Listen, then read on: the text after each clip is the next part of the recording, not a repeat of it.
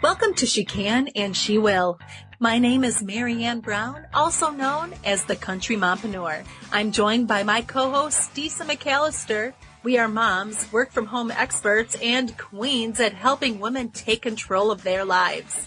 On this show, you will learn from us as well as other women who kick butt in their lives and want to help you do the same. So sit back and get ready for some fun. Welcome back to She Can and She Will. And today's an us day, an us telling people some things day. Me and Mary Ann. This is I like it's always nice to meet new people, but it's good just to gab too. We like to dump our brain on people and let them have our 2 cents.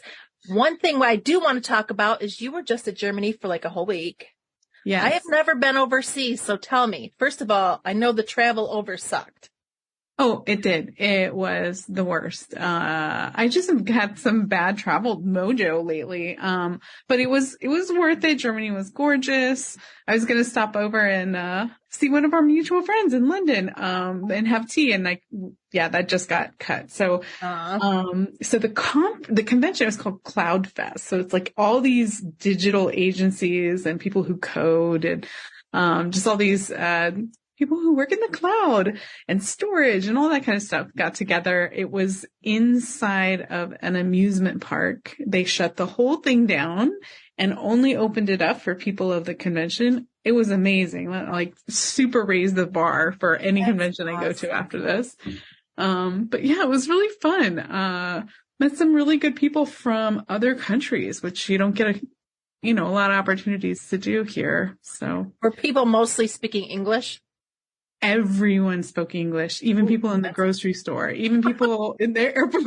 Oh, that's cool. That's handy. So is over in Germany, is English sort of like the go-to language? I know they have German, obviously. Yeah. Well, yeah, it was interesting. And I hate to misspeak, but it seemed like to me, there was like Germany and it was like Deutschland, right? So Dutch and English. And depending on who, like I just watched this girl for a little while because I'm fascinated by that. Yeah. Like how are they getting a whole culture of people to know so many languages in the, that's amazing. But she was in customer service. So people would come up to her and she would start with hello, which sounds like hello in every language, right? Hello.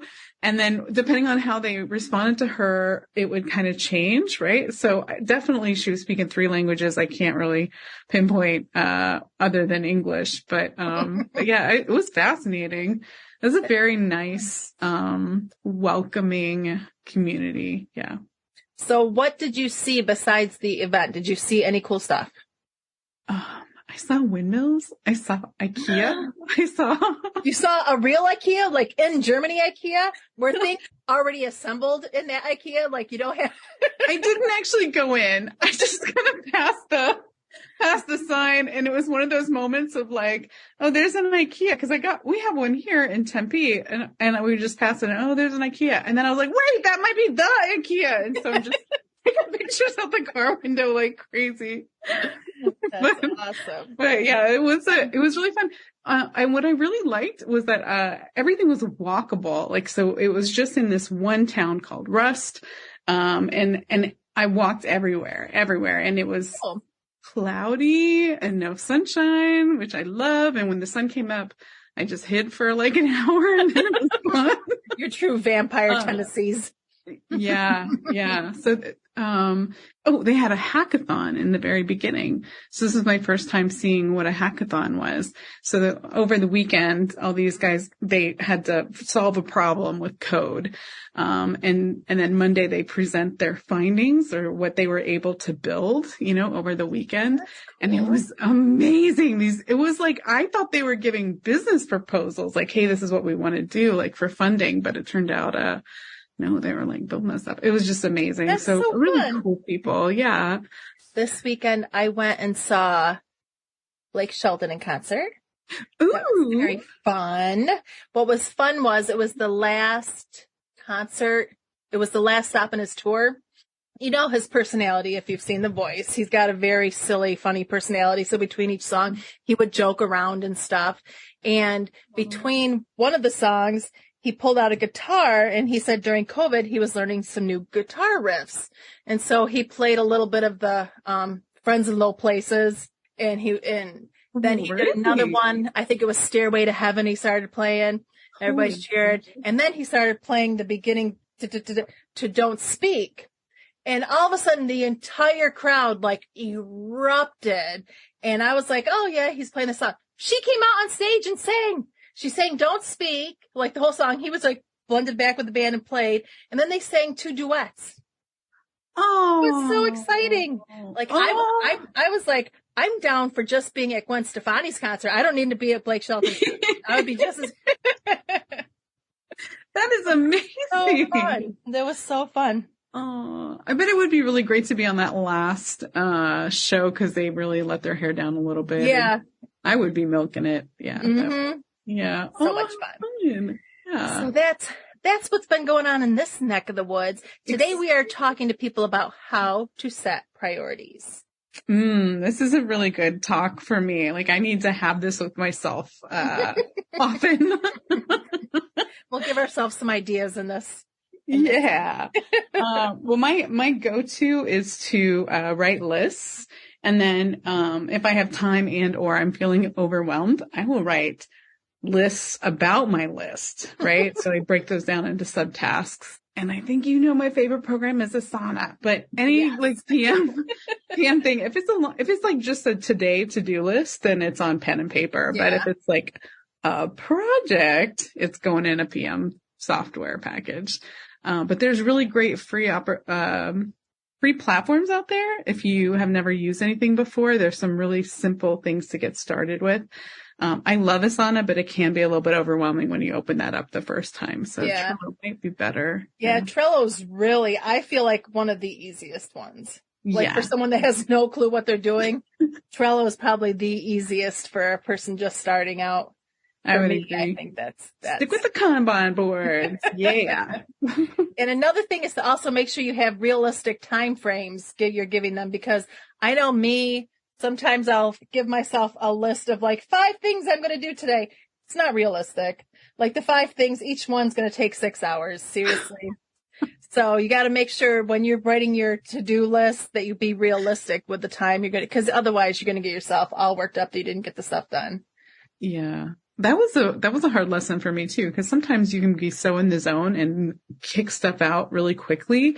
But like a realistic timeline of, it's like twice as long as I always think it's going to take, right? Another one would be to schedule your to-do list in rank of priority. So if you need to brain dump first and make that list, then go back through that list and then make the priority list. So I like 1, 2, 3s, but some people do ABCs, whatever makes the most sense to you. But I like 3, like not 1, 2, 3, 4, 5, 20, 30, 40, right? Just 1, 2, 3. And that's all I'm looking at. Yeah. And it's also important to know when something is a 1 needs to actually be pushed to a 3. If you're working on something and you're just like, there's so many roadblocks in this one that you need to push it back to a 3 so you can move up the next one in line and actually get some progress done. Because I've had that problem happen before too, where I think I'm going to get something done today and just you're waiting for all these approvals and all these different things. Push it back to a 3, do it tomorrow, work on the next one in line. Yeah, it feels so good to be able to knock your list off, but some things you can only go as far as you can in one day. And tech is usually my, like I'm learning a new system as I go, which has nothing to do with my to-do list, but, I'm like, this isn't working, and just sit on it for a day. And then this kind of goes along with all those other ones that we just mentioned, but plan for the unexpected. So plan for this in your timeline. Do not put best case scenario, I can, knock out dishes in 5 minutes. Well, that's, 4 cups and, like, it's just not, it's not, the unexpected, like your cat could jump up on the table, you could get in a million different ways. Yeah. You get a call, you have to go pick up your kid from school. Something ends up happening. You're like, I'm going to get these 3 things done today, and something happens and you end up only getting 2 done. It's inevitable. Yeah. So like overestimate the time and just, be flexible a little bit. Go easy on yourself. And once again, just be really realistic about if the project is even something that you can handle, that maybe you need to bring other people on. Just take all those things into consideration when you're putting things together. Also consider what your most productive hours are. So I'm a little bit of a night owl, and I always thought that nighttime was my most productive because that's when I'm like, trying to get some stuff done or frantic or whatever. But after setting up the office, you and I have talked about just having a routine in the morning. And after really establishing a routine, I think mine is the morning. So that is when if I can get my to-do list in, then cool. If not, it's not going to happen. Yeah. Yeah. Morning is mine too. Especially my morning is my best time for my creative time too. If I have to do anything creative, writing a blog or anything, morning's my best time. Stuff just flows at that time of day. At the end of the day, forget it. I'm done. My head's turned off. And then also we suggest also minimizing distractions, which, I mean, obviously it's not going to be easy to get the cats away from you or the kids to leave you alone, but try to make sure that if you set a certain time in your day to do some work, try to minimize anybody distracting you during that time. Put the phone away, turn the TV off, all those things that are going to be draws to keep you from getting things done. Do you ever have an unexpected distraction pop up? Like usually you're just in there with all of your things, right? But today you can't stop staring at your plants.